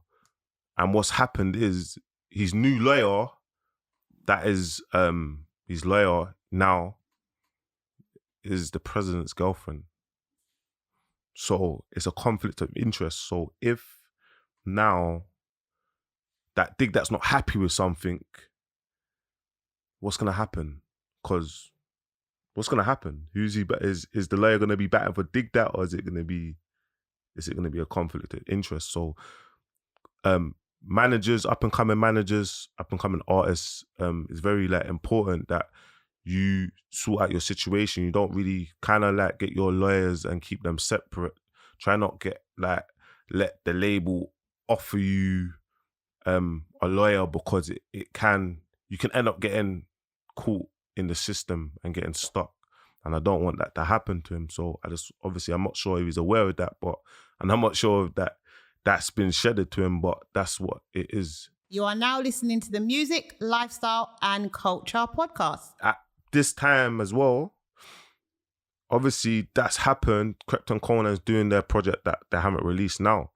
And they're like, Bounce, man want to get DigDat on man's project. Man don't want a video, but I just want to get DigDat on man's project. He's going back to back. He's meant to go back to back with Dutch or something. I can't even remember. And obviously, my man's like, man's not doing that. It's forced. Man's not doing that. So I'm like, what do you mean it's forced? Like, you're taking a piss, bro. What do you mean it's forced? Like, don't forget where you come from, bro. Like, it's changed, totally changed. Everything's changed now. Man's not doing that rare. But I'm like, when I needed them, they did it. Do you know what I mean? And you was on it. Like, yo, bro. Do you know what I mean? You wasn't no one before Air Force remix. You don't get it twisted. I'm not saying you would have blown, but that remix and that to come together, everyone. Do you know what I mean? So that's happened. And I'm gonna tell you another gem. I'm gonna tell you another thing that happened as well. So he's done that, but even months before this, I'm sleeping in my bed, 4 a.m. Micah and Jams has rang me. This is Dutch Avelli's manager. You get me? Their managers, they've rang me. It's like, yo, Bounce, well, go on. I was like, what's good? He's like, bro, I'm with Future. You get me? I'm with Future. I ain't gonna lie to you, Bounce. Man's in Libertine, and Heady One songs played played in the club, and everyone's going mad to know better. And Future's like, I want my man. I want us to do a song with Heady One.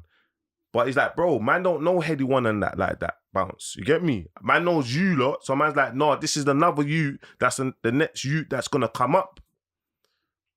And my man's like, yes, let's do a song with him. So I've rang up Diggs, like, where are you? He's like, I'm on the roads. Yeah, boom. You're doing a song with Future, bro. Like, go link my people them, go pattern up. And this is how he's patterned up in the studio. So when you're seeing the picture, the Future, like, this is adding value, like, to our culture. It's adding value to DigDat. That picture, what? Studio, what? The labels, what? You just done, where's the Future track? You're hearing it on the, do you know what I mean? Future's put him up. So this is adding value, but the people behind the scenes, that's implemented. You think Michael and Jams needed to do that? Why are they going to do that? They're going to be like, I got a relationship with them and they're my brethrens. I got a relationship with them. Like most of the other people, that's like in 8 Mile. And man seen Anthony Joshua, I dropped my trailer for my documentary and he put it up. And I've seen Anthony Joshua and he asked me, do you want anything? And I'm like, I don't need nothing, bro. But I just asked you one thing. Can you post DigDat's trailer when it comes out? He's like, I got you. Put it up. Okay. None of these people, when man's doing the campaign, the labels, they don't know what they're doing. They're messaging, man. Like, what are we doing now? What are we doing next? And I'm getting these big people, Love Island people. You get me? Love Island people to tag. I'm telling you, they're doing it for man. They're not doing it for, they don't know him. They're doing it for man. My friends, man's relationship. My man's living in man's house and he's moved to my brethren Wheezy's house. Do you know what I mean? And he's living rent free. Look at No Cap, the video. Look at No Cap with Lowski. Look at when they're jumping on the table. It's my brethren's house. Look at the bike. It's my brethren's house. We're taking them shopping. My brethren's buying them Valentinos for free. Like, buying them. You don't know him. That's Bouncer's artist. This is brotherhood. What do you need? Watches and that. Take man's watch. What do you need? That. Brotherhood. So when you're spending your money and you bought your bus down, bear in mind, this brother, all the jewelry you see is sick. Like, it's amazing to see, but he has not paid not £1 of taxes. He's got about a £400,000 tax bill. Guys, don't get sucked in, because I pay my bills, I pay my taxes. I know if I make this much money, this is going to taxes. Do you know what I'm trying to say, Esther? And I've tried to teach him this. And I'm saying, bro, see your accountant. But what happened out of the blue, my man just like, he's moving, he's around his brethrens, smoking weed. Out of the blue, I don't want you to manage me no more. I want to do my own thing to progress. Obviously, maybe Esther, do you know what? I feel like because man was trying to manage bare other people, he probably didn't like it. He didn't like it anyway, but I've seen a couple funny things with him and it made me be like, if this you ever says, I don't want to do music no more, he's not popping me down. Do you know what I mean? He's not popping me down, Esther. So that's happened. And I'm like, yo, flipping. I'm like to him, do I still, like, I've negotiated all of these shows, everything. He don't talk, he's not even on copy on the CC, on CC on the emails with the booking agent, with no one. So the deals. So I'm like, do I still get my percentage? And he's like, it don't make sense. I'm not giving you a percentage. So he's like, he's done me for over 100 grand. Done me for over 100 grand. So obviously this is happening. Other artists are progressing through the industry. This has happened to man, and I'm a 30-year-old man. I've done something stupid that I shouldn't even be doing. Writing on the blog, writing on my Snapchat, on the blogs, indirecting them. You get me? He's a kid, like 20 years old. I'm 31, big man. And obviously the YouTube channels, the Debater K and that, they've picked up on it. And obviously they're shedding light to things, not fully 100%, but my man's shedding light to things. And obviously when I preed it, I'm just like, I'm kind of embarrassed. Like, obviously, man, apologize to like even Diggs to even writing dumb stuff. And you get me? Obviously, it's gone back and forth. And obviously that's happened, but it's kind of been left like that. Corona's happened. Obviously, everything's been popped down. So it kind of left man in a, obviously, you know, when you're progressing, Esther, obviously, man's a black young man, 30s, you get me? Man's people, they're not happy. Like, at the moment, yeah, I understand. Obviously, like, there's more unity, but the man's people's not happy, the hood's not happy if it's not with them. That, like, don't get it twisted. Loads of people will support, man. But I'm just saying there's fractions of, like, how did this guy come out of jail and progress so quickly? Like, that happens though to a lot of people. When you're on your climb, on your rise, they say it gets harder the higher that you go. But I just feel like, you know, you've done what you've done in the industry. You've managed, you're doing bits and pieces, and you manage a few artists, and you're doing different things. yeah, so and I don't want to sound like everything that man's saying about like it was like lows and lows and negative, because man Yeah. had enough good times with him. Like that is man's brother. He's an amazing artist. He edits his videos the way how he looks at it. He wants it in a way, and it works for him. And do you know what I mean? Like he just with the right team, and my man, he's got the platform, so I have no doubt that my man will be one of the biggest in the country. Do you know what I mean? And we've done so much together. We've gone wireless, performed the wireless stage, and loads of stuff. Even when I look at my memories, is like, wow, this is all the stuff that man's done. And when he's in a good place, because I've seen him like be in a dark place, and then his life kind of change around, and him start laughing and being in a good place. And yeah, man, he's mad talented. So obviously, I know there's gonna be some sick songs coming out.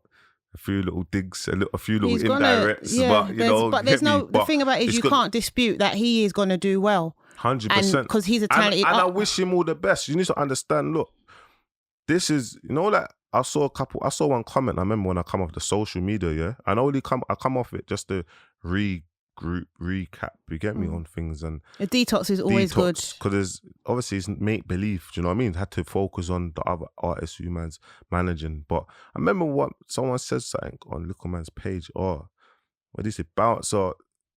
I think he went ghost off the scene because DigDat done him wrong. You get me? And I'm like, obviously me, I have mental health, and all I do is work. And the people that know me, I work. I'm always thinking, I work, and I'm a team player. Do you know what I mean? I'm always helping people, and I work.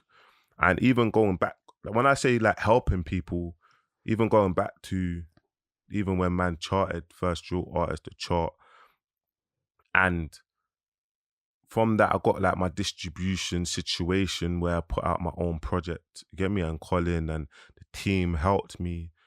And when I say helping people, I mean like even when I'm in the gym, with D-Block, LB and Bance, and I'm like, bro, like, who's distributing your music? And they're telling me ditto.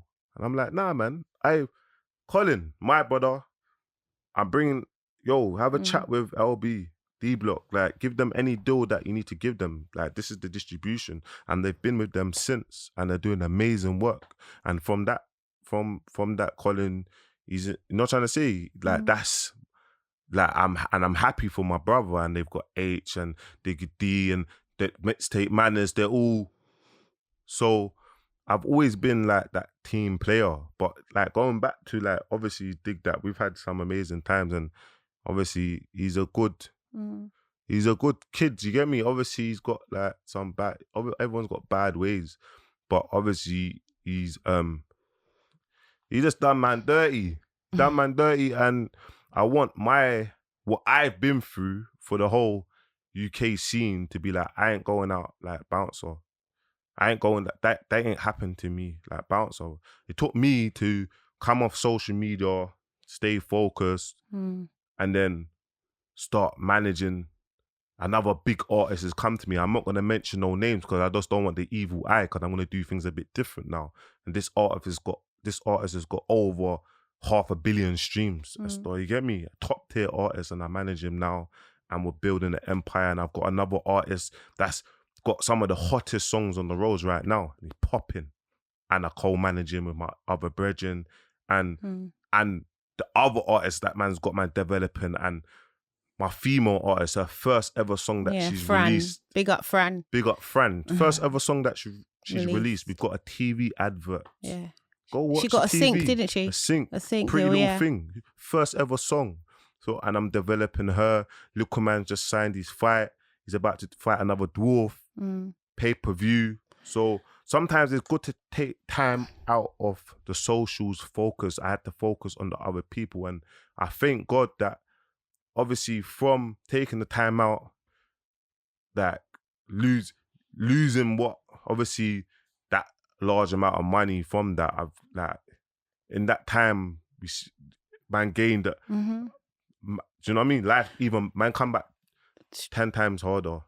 I do feel like, you know, we started speaking and I had no idea that this was going to go in this direction, because I myself didn't even know what happened, because it's not something that you've ever wanted to speak about or spoke about, to be fair. It's just always been, it is what it is. So I wasn't expecting to hear all of this. But what I will say to you is that I feel like regardless of what's happened, you were given an opportunity. And that opportunity was in the form of that artist DigDat at the time, meeting him, what have you. And yeah, it's unfortunate that it's gone the way that it's gone, but there's something that can be said about accountability as well. And I think that as humans, what we often do is it's very easy for us to always point out the error of other people's ways and not look at our own errors. Do you understand? True. Because I'm guilty of it. A lot of us are guilty of it. And it's like, we all have to take ownership. We all have to take responsibility for our own actions, because I'm not saying that what happened was wrong or was right or what have you. But what I am saying is that it's about lessons and it's about learning. And you had a part to play in the way this has gone as well. Regardless of whether or not you feel like you did everything that a manager could do, you had a part, but it's the yin and the yang. And you've got something out of it. You've built in the industry. He's a talented artist. There's no if, buts or maybes. Without you, he's going to do well. Yeah, but he's going to do well. He's talented. He's 100%. Actually a sick artist. He's dope. And he's young as well. And I just feel like I wasn't expecting to hear what I just did. But at the same time, what I will say to you is I just feel like in business, you don't know which way it's going to go. No, 100%, man. And for me, I feel like I agree with you, man. And I don't let that at first, for a little bit of time, I remember I'm close friends with Shabo, and I remember loads of people was asking me to do this and that, and I just like to Shabo, like, these people just want to use, man. And I remember Shabo was like, oh, don't let what's happening, your experience make you like dishearten you. And at first I was arguing with her, but I said, you know what, she's right, you know. As you do. And I was like, do you know what, you're right, you know, because you see, with me, that's one thing with me is I help all the road youths, I help the back gangbangers, I help this, and they're all into music. And I hit up GRM, I do this, I help with this. I don't ask, I don't need to do it, but I just do it out of love. I have a studio in the hood to develop artists and stuff. to make, like, try to get them off the roads, make them look at things a bit different. Because I feel like, man, it's us that has to lead by example, innit? I'm 31, and obviously there's a few years that some of my oldest like 35, but that's about it down. Yeah. So all my age are the oldest. Yeah. And I don't feel like no one in the industry is doing, like, helping. Everyone's just doing their thing. But me, I know my purpose. Obviously, I crept on Conan, they get bare backlash all the time. And the difference with them is, like, I will do anything for them to enhance their career, because they have me behind them. And any creative, anything, I will do that. And that's actually a good point now, because that's what leads you on to what the podcast is about. Yeah. Creativeness, people coming on. I mean, as I said, I don't know how today went the way that it did, but it did. And the discussion that we had, and there's a lot that people can take from it, learn from it, you know. And I just think that, as I said, it's one of those things for me. I just feel like in life, you can have people as business associates, and you can do business with people that are associates, and you also class them as your family. But business is business. You never ever lose. In my motto is, your L's are never ever, it's not a lose, it's a lesson. And for me, for everything I've just heard you talk about today, that's what I'd put it down to. It's a lesson. That's where I would say it's a lesson. No, 100%, man. Obviously, I'm in a good place. During lockdown, it was my birthday. I was fasting. I fasted the whole of Ramadan, alhamdulillah. And yeah, we're going to talk about lockdown. That's the next episode. Well, no, it's not actually. That's a lie. But we have to talk about it because a lot happened in that time. No, 100%. A lot. It's something, even though it's not now, that still has to be spoke about. Talk about that. It definitely had its place. This lockdown just taught, man, like, don't forget your Lord, innit? Don't forget God, man. Do you know what I mean? And yeah, alhamdulillah, my mindset is focused now, and I'm ready to get it with my team. So, yeah, man. You know, boom. Music, lifestyle, culture. Music, lifestyle, culture. Everyone, respect. I'll see you in 2 weeks. We're back, and yeah, man. You know, we're gonna touch up on a few subjects. It's not gonna be as intense as this one, man. This one just had to we had to put it to bed, and this is too get me. And that's what I'm saying. This is typical Bouncer, because, and I'm looking into the camera while I'm saying this, because we were just gonna sit down and we were gonna have a chat, and the man's got me on here and my heart rate on 300. That is Bouncer. Never ever to plan, but yeah. And yeah, so music, lifestyle, culture. Subscribe to the YouTube channel, the Selects channel. Yeah, man. Like, comment, subscribe. Thank you, everyone. Peace.